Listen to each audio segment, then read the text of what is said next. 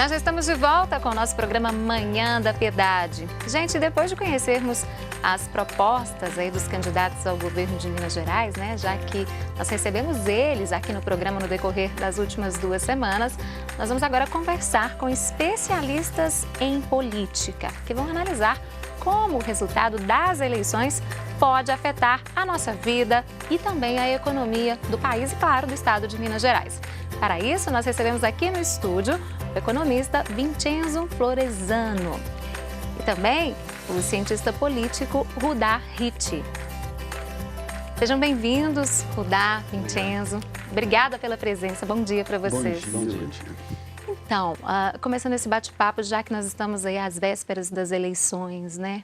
Qual o cenário atual hoje do país em termos de política, Rudá? Bom, o cenário é um cenário muito complicado, porque de alguma maneira a polarização continua, né? É claro que agora não é uma polarização, com exceção do estado de Minas, né? No país uma polarização nacional entre o PT e o PSDB, mas de alguma maneira esse tipo de divisão do eleitorado ele permanece, e permanece inclusive territorialmente, né? Ou seja, Nordeste e mais ao norte do país, inclusive na metade de Minas Gerais para cima, tem uma posição política favorável às políticas sociais, né, de transferência de renda e assim por diante.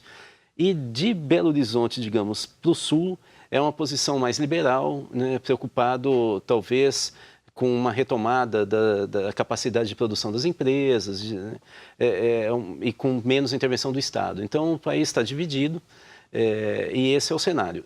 O que complica é o cenário econômico, porque a política vem piorando o tempo inteiro a capacidade de a gente retomar o crescimento. E com a briga externa que nós estamos vendo, para não citar várias, comercial entre os Estados Unidos e a China, nós somos muito afetados, principalmente o estado de Minas Gerais, porque nós somos produtores de commodities e exportamos, né? E nos últimos anos, quem importava mais os produtos no Brasil, e os produtos mineiros, era a China em primeiro lugar. E no Brasil, em segundo lugar, vinha a Argentina. 2 países que encurtaram as rédeas em relação à compra de produtos, né? Sim, Vincenzo, eu queria que você falasse para a gente exatamente sobre isso. O que é esse retrato, o que é esse cenário político, como que ele está afetando a nossa economia de uma forma geral, principalmente aqui em Minas Gerais? É claro que Minas Gerais está dentro do país, né? Então é um contexto mais amplo. E como o professor colocou muito bem, é um cenário complicado, né, difícil, em que tem esse conflito aí econômico aí entre Estados Unidos e China, que nos afeta profundamente. Então isso impactou o dólar, por exemplo. O dólar subiu muito, isso impactou vários custos, a questão do transporte, vimos aí a questão da greve, né? E aliado a isso temos o nosso cenário interno de incerteza política, né? Então é um momento de grande incerteza, porque nós não sabemos como é que será o Congresso, né? Como é que vai ser esse próximo Congresso. O que pode esperar disso, né? O que podemos esperar? Ou seja, vai renovar muito, não vai renovar? Então, que Congresso teremos, né, a partir de 2019? Além disso, que presidente teremos a partir de 2019, não é? Então, tudo isso complica. E a atual situação, né, da eleição presidencial, em que tem 2 candidatos já mais, né, com mais chances de ir para o segundo turno, e 2 candidatos que trazem mais insegurança, né, do ponto de vista de expectativas. Isso aí vai para a economia, essa insegurança também. Certamente, né? Automaticamente. Né? Completamente. Ou seja, a economia ela é muito influenciada pelas expectativas, né? Então, eu dou um exemplo para os meus alunos para ilustrar essa situação, que é mais ou menos assim. Se você imagina que a nossa CBF vai organizar um campeonato de futebol e vai convidar várias seleções, né? Alemanha, França, Inglaterra, Itália. E aí as pessoas perguntam assim, quando que vai ser o campeonato? Ainda não sabemos. Onde vai ser? Também ainda não sabemos. Quem vai participar? Também ainda não sabemos. Muita incerteza, muita insegurança, não As tem pessoas jeito. vão dizer, olha, então quando você soubesse, me fala que eu vou pensar se eu vou ou não, né? Então a nossa economia hoje é mais ou menos isso, né? Você fala para o empresário, como é que vai ser o Congresso? Ah, não sabemos. Como é que vai ser o presidente? Ah, não sabemos. Que política ele vai tomar? Também não sabemos. Como é que vai ser a lei previdenciária? Vai ter reforma? Não vai? Não sabemos. E a lei tributária? Também não sabemos. Aí o sujeito fala, então quando você souber, você me fala que eu volto a investir, eu volto, né? Então é o quadro que nós temos hoje. Ou seja, o próximo domingo vai ser um dia muito decisivo. Muito importante. Né? Agora eu queria falar sobre redes sociais. Como que as redes sociais mudou a forma de se fazer política nestas eleições de 2018? Substitui um pouco essa questão. Hoje as redes sociais são mais importantes do que o horário político eleitoral gratuito na TV, Rudá? Então, é o mesmo cenário que o professor estava falando na economia e na política. Nós não temos muita certeza de qual que é o impacto. O que nós temos de certeza nos estudos? Vou citar até um nome que talvez o telespectador possa acompanhar. É um jovem estudioso da Universidade Federal do Espírito Santo. É o maior especialista em estudos sobre redes hoje no Brasil, que é o Fábio Malini, né? E o que nós temos de certeza em estudos internacionais e dele, por exemplo, aqui no Brasil? É que as redes sociais aumentam a agregação de quem pensa igual.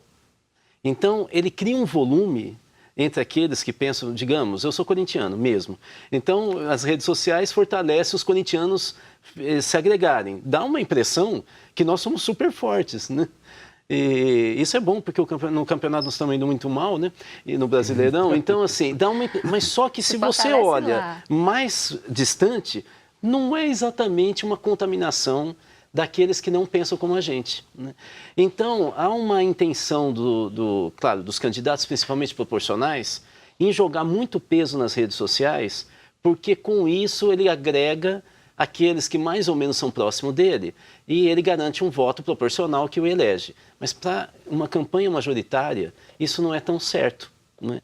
E você vê que o que vem acontecendo é que as redes sociais vêm esquentando o clima da disputa. Então, aquela pessoa que está mais distante, ele entra num clima, indiretamente influencia, porque ele vê um clima cada vez mais quente. E aí ele fala quem é mais forte, né? O que nós sabemos é que no interior do país, você sabe que 80% dos municípios brasileiros têm menos de 50 mil habitantes, né? Na verdade, menos de 40. Então, no interior do país, o que forma opinião, na verdade, o que informa, na verdade, opinião na política é o boca a boca.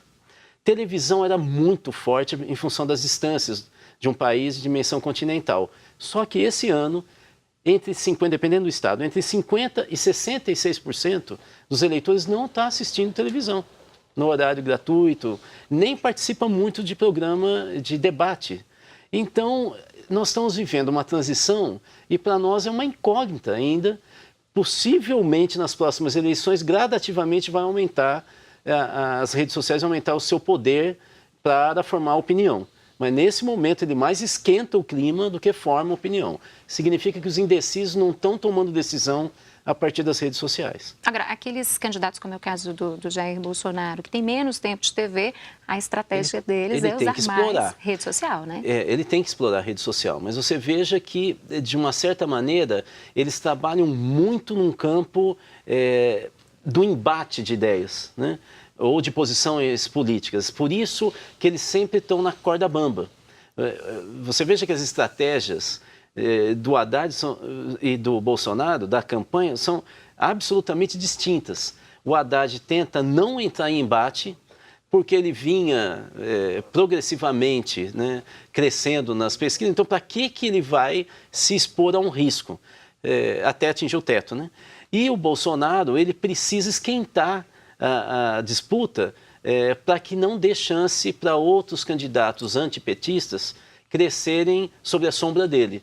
Então são estratégias absolutamente distintas e evidentemente que nas redes sociais vem uma guerra. Deixa eu só te dizer rapidamente, o PT é especialista em guerra nas redes sociais e o Bolsonaro nem tanto. Então o PT já demonstrou a capacidade de jogar, digamos, ciscos, ruídos nas eleições para tentar desconstruir a imagem. Já foi assim na eleição passada. Desconstruiu a Marina Silva nos últimos 10 dias do primeiro turno e, em seguida, em uma semana, desconstruiu o Aécio. E eles trabalham com dados estatísticos e com grupo focal, dado qualitativo, de uma maneira muito interessante. A gente costuma até na área nossa de ciências sociais falar, se o PT tivesse tanto profissionalismo para governar como para fazer campanha, a gente estaria em um outro patamar, né, histórico, né? Mas o fato é que a gente tem que ter muito cuidado que esse período agora, faltando horas, né, para a eleição, domingo, é o momento mais quente da eleição, porque você não tem mais como responder. Então, a rede social, nesse momento, vai ser muito usada. Lançou uma ideia, lançou uma imagem O eleitor ficou. tem que ficar muito Já atento nos era. próximos 2 dias. Né? Tá certo.